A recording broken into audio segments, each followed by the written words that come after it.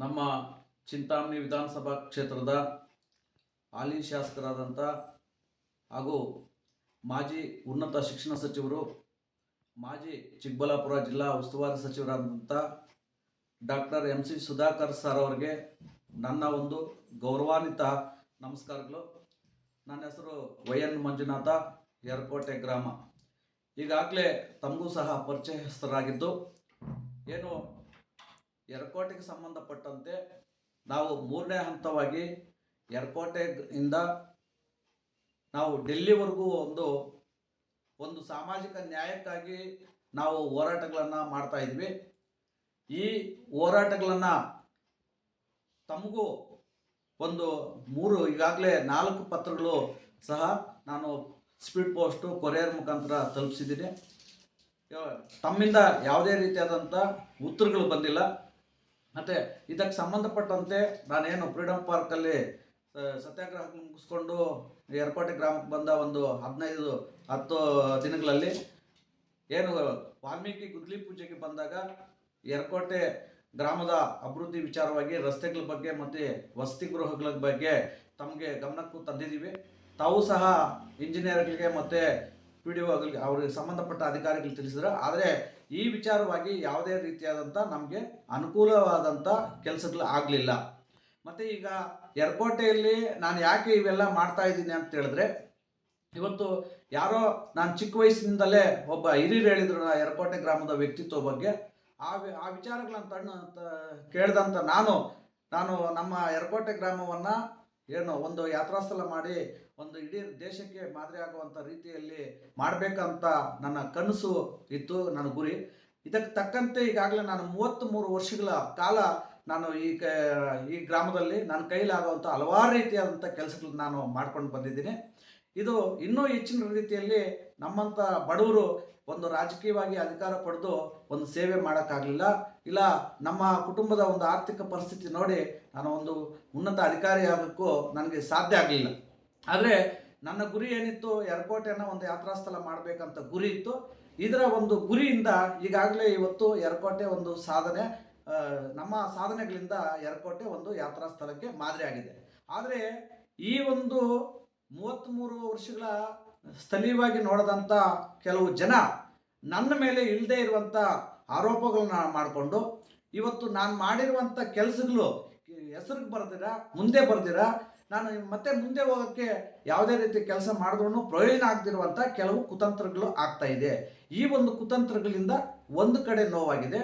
ಮತ್ತು ಇನ್ನೊಂದು ಕಡೆ ಏನಂದರೆ, ಸರ್ಕಾರಕ್ಕೆ ನಾವು ನೇರವಾಗಿ ಮುಖ್ಯಮಂತ್ರಿಗಳಿಗೆ ಪತ್ರಗಳು ಬರೆದ್ರು ಏನು ಒಂದು ಗ್ರಾಮದ ಅಭಿವೃದ್ಧಿ ಸೇವೆ ಮಾಡೋಕ್ಕೆ ಅವಕಾಶ ತಾವು ಸರ್ಕಾರದ ವತಿಯಿಂದ ನನಗೆ ಅವಕಾಶ ಮಾಡಿಕೊಟ್ಟಿದ್ದೆ. ಆದರೆ ಇಡೀ ರಾಜ್ಯಕ್ಕೆ ದೇಶಕ್ಕೆ ಮಾದರಿಯಾಗುವಂಥ ಒಂದು ಗ್ರಾಮವನ್ನು ಒಂದು ಪ್ರಯೋಗ ರೀತಿಯಲ್ಲಿ ಈ ಸಮಾಜದ ಮುಂದೆ ಮಾಡಿ ತೋರಿಸ್ತೀನಿ ಅಂತ ಹೇಳ್ಬಿಟ್ಟು ಪತ್ರಗಳ ಮುಖಾಂತರ ಮತ್ತು ನಾನು ಬರೆದಂಥ ಸಮಗ್ರ ಗ್ರಾಮಗಳ ಅಜೆಂಡಾ ಕಾರ್ಯಸೂಚಿ ಎಂಬ ಪುಸ್ತಕದ ಮುಖಾಂತರ ಕೊಟ್ಟರು ನನಗೆ ಯಾವುದೇ ರೀತಿಯಾದಂಥ ಪ್ರಯೋಜನಗಳಾಗಲಿಲ್ಲ. ಇವತ್ತು 2014ರಿಂದ 2025ವರೆಗೂ ನನಗೆ ಬರೀ ಪತ್ರಗಳೇ ಬರ್ತಾ ಇದೆ ಹೊರತು ಕಾರ್ಯರೂಪಕ್ಕೆ ಬರುವಂಥ ಯಾವುದೇ ರೀತಿಯಾದಂಥ ಪ್ರಯೋಜನಗಳಾಗಿಲ್ಲ. ದೇಶದ ಪ್ರಧಾನಮಂತ್ರಿಗಳಿಗೆ ಬರೆದಿದ್ದೀನಿ, ನಮ್ಮ ಲೋಕಸಭಾ ಕೋಲಾರ ಲೋಕಸಭಾ ಚಿಕ್ಕಬಳ್ಳಾಪುರ ಲೋಕಸಭಾ ಮಂತ್ರಿಗಳಿಗೆ ಬರೆದಿದ್ದೀನಿ, ತಮ್ಮ ಸರ್ಕಾರದ ಹಲವಾರು ರೀತಿಯಾದಂಥ ಮಂತ್ರಿಗಳಿಗೆ ಬರೆದಿದ್ದೀನಿ, ಮುಖ್ಯಮಂತ್ರಿಗಳಿಗೆ ಬರೆದಿದ್ದೀನಿ, ಉಪಮುಖ್ಯಮಂತ್ರಿಗಳಿಗೆ ಬರೆದಿದ್ದೀನಿ. ಎಲ್ಲ ದಾಖಲೆಗಳು ನಮ್ಮ ಹತ್ರ ಇದೆ. ಬರೀ ಪೋಸ್ಟಲ್ಲಿ ಪತ್ರಗಳು ಬರ್ತಾ ಇದೆ ಹೊರತು ಯಾವುದೇ ರೂಪದಲ್ಲಿ ನನಗೆ ಪ್ರಯೋಜನ ಆಗಿರೋದಿಲ್ಲ. ಇದು ನಾನು ಇವತ್ತು ನೇರವಾಗಿ ಸಾರ್ವಜನಿಕವಾಗಿ ಎಲ್ರಿಗೂ ಮುಟ್ಟೋ ರೀತಿಯಲ್ಲಿ ನಾನು ಒಂದು ತೀರ್ಮಾನ ತಗೊಂಡು 3ನೇ ಹಂತವಾಗಿ ನಾನು ಮಾಡ್ಕೊಂಡು ಬರ್ತಾ ಇದ್ದೀನಿ. ಇವತ್ತು ಯರಕೋಟೆಗೆ ಈ ಎಲ್ಲ ವಿಚಾರಗಳು ಪ್ರತಿಯೊಬ್ಬರಿಗೂ ತಿಳಿಸ್ಬೇಕೆಂಬ ಉದ್ದೇಶದಿಂದ ನಾನು ಕಳೆದ 24ನೇ ತಾರೀಕು ಬೆಳಗ್ಗೆ 6ನೇ ತಾರೀಕು 6 ಗಂಟೆಯಿಂದ ರಾತ್ರಿ 8 ಗಂಟೆವರೆಗೂ ಎಲ್ಲ ವಿಚಾರಗಳನ್ನು ನಾನು ಒಂದು ಮೈಕ್ ಮುಖಾಂತರ ಎಲ್ಲರ ಗ್ರಾಮಸ್ಥರಿಗೂ ತಲುಪಿಸಿದ್ದೀನಿ. ಮತ್ತು ಎರಡನೇದಾಗಿ ಏನು ಇವತ್ತು ನಾಳೆ ನಡೆಯುವಂಥ 27/7/2026ವರೆಗೂ ಏನು ಸೀಮಗಾನಗುಟ್ಟೆ ಯರಕೋಟೆ ಗ್ರಾಮದ ಸೀಮಗಾನಗುಟ್ಟೆಗೆ ಸಂಬಂಧಪಟ್ಟಂತೆ ನಾನು ರೈತರ ಪರವಾಗಿ ಒಂದು ಉಪವಾಸದ ಸತ್ಯಾಗ್ರಹವನ್ನು ನಾನು ಮಾಡಲು ತೀರ್ಮಾನಿಸಿದ್ದೇನೆ. ಈ ಸತ್ಯಾಗ್ರಹ ಯಾಕಂತ ಹೇಳಿದ್ರೆ, ಸರ್, ನಾನು ನಿಮ್ಮ ವಿರುದ್ಧವಾಗಿ ಮಾಡ್ತಾ ಇಲ್ಲ, ನಿಮ್ಮ ಸರ್ಕಾರದ ವಿರುದ್ಧವಾಗಿ ಮಾಡ್ತಾ ಇಲ್ಲ. ನೀವು ಏನು ಸರ್ವೆ ನಂಬರ್ 102ರಲ್ಲಿ ಒಂದು ಖಾಸಗಿ ಕಂಪನಿಯನ್ನ ಶ್ರಮಪಟ್ಟು ತಂದಿದ್ದೀರೋ ಅದಕ್ಕೆ ನಮ್ಮ ವಿರುದ್ಧ ಇಲ್ಲ. ಇವತ್ತು ನಾವು ಕೇಳ್ತಾ ಇರುವಂಥದ್ದು ನಮ್ಮ ನೋವು. ಇವತ್ತು ಅಲ್ಲಿರುವಂಥ ರೈತರಿಗೆ ಅನ್ಯಾಯ ಆಗ್ತಾ ಇದೆ. ಅಲ್ಲಿರುವಂಥ ಏನು ಪ್ರಾಣಿ ಸಾಗಾಣಿಕೆ, ಕುರಿ ಸಾಗಾಣಿಕೆ, ಮೇಕೆ ಸಾಗಾಣಿಕೆ ಇವತ್ತು ಸಾಗಾಣಿಕೆ ಮಾಡ್ಕೊಂಡು ಬರ್ತಾ ಇದ್ದಾರೋ ಅವ್ರಿಗೆ ಅನ್ಯಾಯ ಆಗ್ತಾ ಇದೆ. ಇವತ್ತು 1995-96ರಲ್ಲಿ ಏನು ಸರ್ಕಾರದಿಂದಲೇ ಇವತ್ತು ಸಾಗುವಳಿ ಚೀಟಿಗೆ ಬಂದಿದೆ. ಕೆಲವರಿಗೆ ಖಾತೆ ಆಗಿದೆ, ಕೆಲವರಿಗೆ ಖಾತೆ ಆಗಿರೋದಿಲ್ಲ. ಇವತ್ತು 33 ವರ್ಷಗಳಾಗ್ತಾ ಇದೆ. 33 ವರ್ಷಗಳಿಂದ ಅರ್ಜಿಗಳಾಗ್ತಾ ಇದ್ದಾರೆ, ಆದರೆ ಅವರ ಹೆಸರಿಗೆ ಖಾತೆ ಆಗ್ತಾ ಇಲ್ಲ. ಮತ್ತೆ ಕೆಲವು ರೈತರು ಏನು ಒಂದು 3 ಎಕರೆ 4 ಎಕರೆ ಜಮೀನು ಸುಮಾರು 70-60 ವರ್ಷಗಳಿಂದ ಏನು ಉಳುಮೆ ಮಾಡ್ಕೊಂಡು ಬರ್ತಾ ಇದ್ದಾರೆ. ಅದರಲ್ಲಿ ಅವ್ರಿಗೆ 1 ಎಕರೆ 10 ಕುಂಟೆ 20 ಕುಂಟೆ 30 ಕುಂಟೆ ಈ ಥರ ಬಂದಿದೆ. ಉಳಿದಂಥ ಜಮೀನಿಗೆ ಅವ್ರಿಗೆ ದಾಖಲೆಗಳಿಲ್ಲ, ಕೆಲವ್ರಿಗೆ ದಾಖಲೆನೇ ಇಲ್ಲ. ಆದರೆ ಅಲ್ಲಿ ಆ ಜಮೀನುಗಳಲ್ಲಿ ಏನು ಇದು ವ್ಯವಸಾಯ ಮಾಡ್ಕೊಂಡು ಬರ್ತಾ ಇದ್ದಾರೆ. ಇವತ್ತು ಇವ್ರಿಗೆಲ್ಲ ದಿಕ್ಪಾಲು ಆಗೋಗಿದೆ. ಏನಪ್ಪ ನಾವು ಮಾಡೋದು, ಇಷ್ಟು ವರ್ಷಗಳು ದಾಖಲೆಗಳಿಲ್ಲ, ಇವತ್ತು ಸರ್ಕಾರ ಜಮೀನು ನಮ್ಗೆ ಆಗಲ್ಲ ಅಂತ ಹೇಳ್ತಾ ಇದ್ದಾರೆ ಅಂತ ಹಲವಾರು ಸಮಸ್ಯೆಗಳು ಈ ಒಂದು ಸೀಮಗಾನಗುಟ್ಟೆ ಸರ್ವೆ ನಂಬರ್ 2ಗೆ ಒಂದು ಸಮಸ್ಯೆಗಳಾಗಿದೆ. ನಾವು ಇವತ್ತು ಈಗಾಗಲೇ ಅದರ ವಿಚಾರದಲ್ಲಿ ಕೊಟ್ಟಿದ್ದೀವಿ. ನಮಗೂ ಅದರಲ್ಲಿ ನಾವು ಒಬ್ಬರು ಏನು ಒಂದು ನಮಗೆ ಬರೋವಂಥ ಜಾಗದಲ್ಲಿ ನಾವೊಂದು ಚಿಕ್ಕದಾಗಿ ಶಿರ್ಡಿ ಸಾಯಿಬಾಬಾ ಅಂತ ಹೇಳ್ಬಿಟ್ಟು ನಾವು ಪೂಜೆ ಮಾಡಿಕೊಂಡು ಅಲ್ಲಿ ವಿಶೇಷವಾದಂಥ ಜನಪರ ಕಾರ್ಯಕ್ರಮಗಳನ್ನು ನಾವು ಮಾಡ್ಕೊಂಡು ಬಂದಿದ್ದೀವಿ. 2 ಸಾಮೂಹಿಕ ವಿವಾಹಗಳು ಮಾಡಿದ್ದೀವಿ. ರಸ್ತೆ ಇರಲಿಲ್ಲ, ಅಲ್ಲಿಂದ ನಾವು ಒಂದು ರಸ್ತೆಯನ್ನು ಮಾಡಿದ್ದೀವಿ. ಇದಕ್ಕೆ ಒಂದು ಏನು ಭೂಮಿ ಶೆಟ್ಟಲ್ಲಿ ZP ವೆಂಕಟೇಶಣ್ಣನವರು ದೋಮನಪಲ್ಲಗಡ್ಡೆಯಿಂದ ಸಿಂಗಾನಗುಟ್ಟೆವರೆಗೂ ರಸ್ತೆ ಮಾಡಿಕೊಟ್ಟಿದ್ದಾರೆ. ನಾವು ಮಾಡಿರುವಂಥ ಮದುವೆಗಳಲ್ಲಿ ಅವರು ಒಂದು ಮದುವೆಗೆ ಅವರು ಸಾಥ್ ಕೊಟ್ಟು ಅವರಿಂದ ಆಗುವಂಥ ಸಹಾಯನೂ ಮಾಡಿದ್ದಾರೆ. ಇವತ್ತು ಮುರ್ಮಲ ಗ್ರಾಮ ಪಂಚಾಯತಿಯಿಂದ 100 ಮೀಟರ್ ಅಷ್ಟು ರಸ್ತೆ ಕೊಟ್ಟಿದ್ದಾರೆ. ಮಿಕ್ಕಿರೋ ರಸ್ತೆ ಎಲ್ಲ ನನ್ನ ಸ್ವಂತದಿಂದ ನಾನು ಅಲ್ಲಿ ಕೆಲಸ ಮಾಡಿಸಿದ್ದೀನಿ. ಏನು ರಾಜ್ಯ ಮಟ್ಟದ ಒಂದು ಯೋಗ ಕ್ರೀಡಾಪಟುಗಳನ್ನು ಭರತನಾಟ್ಯ, ಯೋಗ, ಸಾಂಸ್ಕೃತಿಕ ಕಾರ್ಯಕ್ರಮ, ತಮಟೆ ಹೊಡೆಯುವಂಥದ್ದು ಹಲವಾರು ರೀತಿಯಾದಂಥ ವಿಶೇಷವಾದಂಥ ಜನಪರ ಕಾರ್ಯಕ್ರಮಗಳನ್ನ ನಾವು ಮಾಡ್ಕೊಂಡು ಬಂದಿದ್ದೀವಿ. ಅಲ್ಲಿ ಒಂದು ಗ್ರಂಥಾಲಯ ಥರ ಮಾಡಿಬಿಟ್ಟು ಕುಡಿಯುವ ನೀರು ವ್ಯವಸ್ಥೆ ಮಾಡಿದ್ದೀವಿ.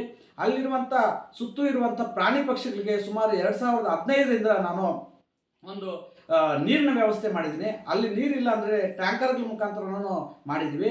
ಇದೊಂದು ನಾವು ಸೇವೆಯ ಮುಖಾಂತರ ನಾವು ಆ ಜಾಗದಲ್ಲಿ ಮಾಡ್ಕೊಂಡು ಬರ್ತಾ ಇದ್ದೀವಿ. ಇವತ್ತು ಮತ್ತೆ 2025ರಲ್ಲಿ ಈ ವಿಚಾರವಾಗಿ ನಾನು ಒಂದು ಸರ್ಕಾರಕ್ಕೆ ಪತ್ರವನ್ನು ಬರೆದಿದ್ದೀನಿ.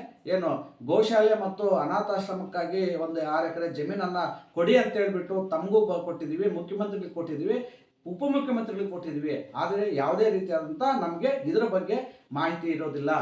ತಮ್ಮ ಕಚೇರಿಯಲ್ಲಿ ಪೊಲೀಸ್ ಅವರ ಮುಖಾಂತರನೇ ತಮ್ಮ ಕಚೇರಿಗೆ, ಉಪಮುಖ್ಯಮಂತ್ರಿಗಳ ಕಚೇರಿಗೆ ಮತ್ತು ಮುಖ್ಯಮಂತ್ರಿಗಳ ಕಚೇರಿಗೆ ಕೊಟ್ಟಿದ್ವಿ. ಆದರೆ ಇದುವರೆಗೂ ಯಾವುದೇ ರೀತಿಯಾದಂಥ ನಮಗೆ ಪ್ರಯೋಜನಕರವಾಗುವಂಥ ಉತ್ತರಗಳು ಬಂದಿಲ್ಲ. ಆದ್ದರಿಂದ ತಾವು ದಯಮಾಡಿ ತಾವು ಬಂದು ಇಲ್ಲಿ ಪರಿಶೀಲನೆ ಮಾಡಿ, ಇಲ್ಲ DC ಮುಖಾಂತರ ಆದರೂ ಮಾಡಿಸಿ. ನೀವೇನು ಮಾಡಿಸ್ತೀರೋ ಗೊತ್ತಿಲ್ಲ. ಇವತ್ತು ನಾಳೆ ಕೂರುವಂಥ ನಾನು ಬೆಳಗ್ಗೆ 8 ಗಂಟೆಗೆ ಉಪವಾಸ ಸತ್ಯಾಗ್ರಹ ಮಾಡ್ತಾ ಇದ್ದೀನಿ. ತಾವು ದಯಮಾಡಿ ನೀವು ನಮಗೆ ಅನುಕೂಲ, ಇಲ್ಲಿರುವಂಥ ರೈತರಿಗೆ ಮತ್ತು ಯರಕೋಟೆ ಒಂದು ಪವಿತ್ರ ಯಾತ್ರಾ ಸ್ಥಳ, ಸಾವಿರಾರು ಭಕ್ತಾದಿಗಳು ಬರುವಂಥ ಸ್ಥಾನ, 80 ವರ್ಷಗಳಲ್ಲಿ ಕಳೆದಂಥ ರಥಚಕ್ರಕ್ಕೆ ತಮ್ಮಿಂದನೇ ಪೂಜೆ ಮಾಡಿಸಿದ್ದೀವಿ. 126 ಪ್ರಥಮ ಜಾತ್ರೆ ತಮ್ಮಿಂದನೇ ಉದ್ಘಾಟನೆ ಮಾಡಿಸಿದ್ದೀವಿ.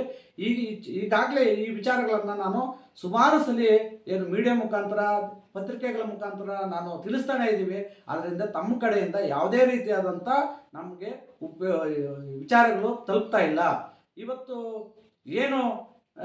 ಸುಮಾರು ಜನ ಕೇಳ್ತಾ ಇದ್ದಾರೆ, ನೀನು ನೇರವಾಗಿ ಯಾಕೆ ಸುಧಾಕರ್ ರೆಡ್ಡಿ ಹತ್ರ ಹೋಗಿ ಮಾತಾಡ್ಬೋದಾಗಿತ್ತಲ್ಲ, ಯಾಕೆ ಈ ಥರ ಮಾಡ್ತಾ ಇದೀಯಾ ಅಂತ ಕೆಲವರು ಹೇಳ್ತಾ ಇದ್ದಾರೆ. ಸರ್, ನಾನು ನೇರವಾಗಿ ಹೇಳ್ತಾ ಇದ್ದೀನಿ, ನಾನು ನಿಮ್ಮ ಜೊತೆಯಲ್ಲಿ ಕೆಲವು ವರ್ಷಗಳ ಜೊತೆಯಲ್ಲೇ ಇದ್ದೆ. ನಿಮ್ಮ ವ್ಯಕ್ತಿತ್ವ, ನಿಮ್ಮ ಮನಸ್ಸು ನನಗೆ ಸಂಪೂರ್ಣ ಗೊತ್ತಿದೆ.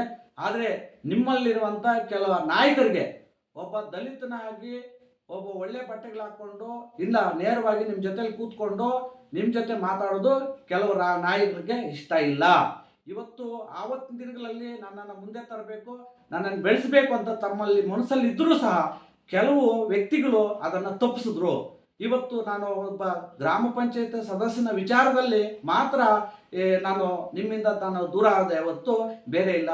ಇವತ್ತು ನಾನು ಬಂದರೆ ಏನು ರಾಜಕೀಯವಾಗಿ ನನ್ನ ಮೇಲೆ ನೂರಾರು ಸುಳ್ಳು ಆಪಾದನೆಗಳು ಮಾಡ್ತಾರೆ. ಇವನು ಮತ್ತೆ ಯಾರು ಗೆದ್ದರೆ ಅವನ ಹತ್ರ ಅವ್ರು ಹೋಗ್ತಾರೆ. J K Krishnareddy M L A ಆಗಿದ್ದ, ಜೆ ಕೆ ಕೃಷ್ಣಾರೆಡ್ಡಿ ಹತ್ರ ಇದ್ದ, ಮತ್ತು Sudhakar Reddy M L A ಆಗಿದ್ದ, ಇವಾಗ ಅಲ್ಲಿ ಬಂದಿದ್ದಾನೆ. ಈ ರೀತಿಯಾದಂಥ ನನ್ನ ಮೇಲೆ ಸುಳ್ಳು ಆಪಾದನೆಗಳು ಮಾಡ್ತಾ ಇದ್ರು.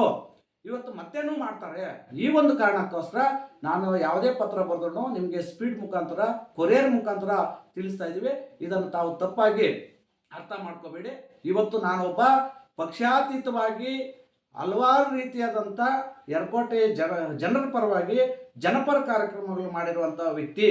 ನನ್ನ ಉನ್ನತ ವಿದ್ಯಾಭ್ಯಾಸವನ್ನೇ ನಾನು ಕಲ್ಕೊಂಡಿರುವಂಥ ವ್ಯಕ್ತಿ.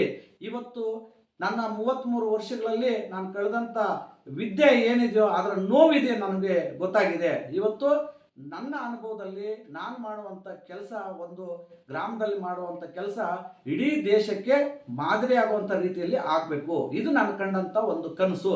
ತಾವು ದಯಮಾಡಿ ನಾಳೆ ನಡೆಯುವಂಥ ಒಂದು ಕಾರ್ಯಕ್ರಮಕ್ಕೆ ತಾವು ಡಿ ಸಿ ಅವ್ರಿಗೆ ಈ ವಿಚಾರಗಳು, ತಾವು ತಿಳಿದಂಥ ವಿಚಾರಗಳನ್ನು ಹೇಳಿ ಆ ಡಿ ಸಿ ಇಲ್ಲಿ ಬರೋ ಥರ ಮಾಡಿ, ಇಲ್ಲಿ ಇರುವಂಥ ಏನು ರೈತರಿಗೆ ಇರುವಂಥ ಸಮಸ್ಯೆಗಳು, ಯರಕೋಟೆಗೆ ಬೇಕಾಗಿರುವಂಥ ಮೂಲ ಸೌಕರ್ಯಗಳ ಬಗ್ಗೆ ತಾವು ಮಾಡಬೇಕು ಅಂತ ಮಾಡ್ತೀರಾ ಅಂತ ಹೇಳಿಬಿಟ್ಟು ತಮ್ಮನ್ನ ಬಯಸಿ ಈ ಒಂದು ವಿಡಿಯೋವನ್ನು ಮಾಡ್ತಾ ಇದ್ದೀರಿ. ನಮಸ್ಕಾರ.